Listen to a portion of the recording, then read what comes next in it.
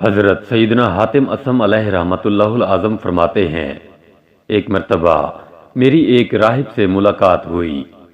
میں نے اس سے کہا، تجھے اس ذات کی قسم جس کی تو عبادت کرتا ہے، اپنے معبود سے سوال کر کہ وہ ہمیں کوئی عجیب و غریب نشانی دکھائے۔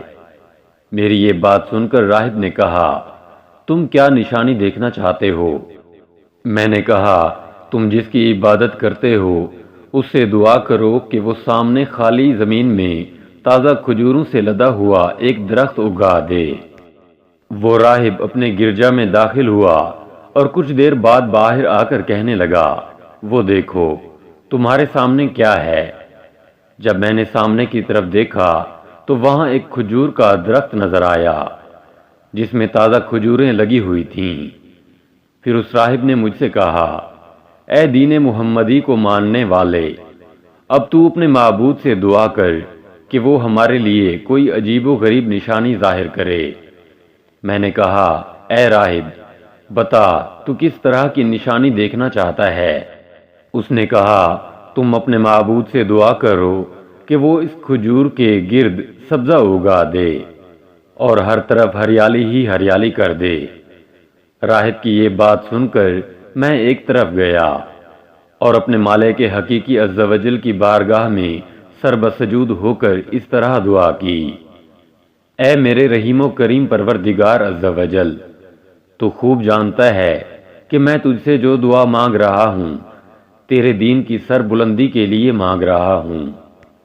اے میرے مولا عز و جل، میری دعا قبول فرما۔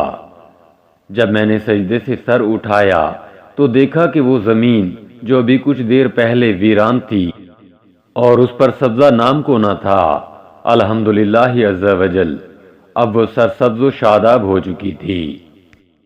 ہر طرف ہریالی ہی ہریالی تھی اور کھجور کے چاروں طرف بہترین قسم کے پودے اگے ہوئے تھے۔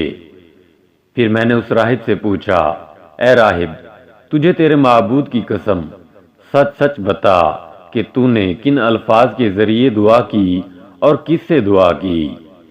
اس راہب نے جواب دیا، تمہارے یہاں آنے سے پہلے ہی اسلام کی محبت میرے دل میں پیدا ہو گئی تھی۔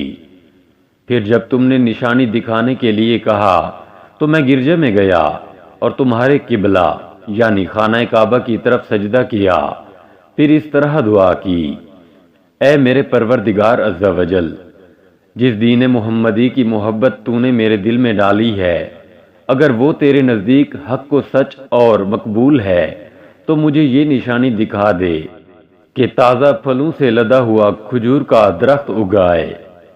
میں نے انہی الفاظ کے ساتھ دعا مانگی تھی۔ حضرت سیدنا حاتم اسم علیہ رحمۃ اللہ العظم نے اس راہب سے کہا، ہمیں یہ دونوں نشانیاں ایک ہی ذات نے دکھائی ہیں جو واقعی معبود حقیقی ہے۔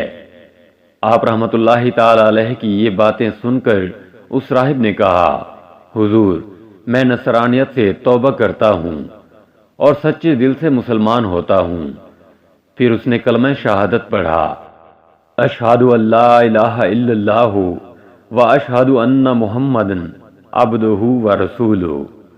اللہ عز و جل کی ان پر رحمت ہو اور ان کے صدقے ہماری مغفرت ہو، آمین، بجاہ نبی الامین صلی اللہ تعالی علیہ وآلہ وسلم۔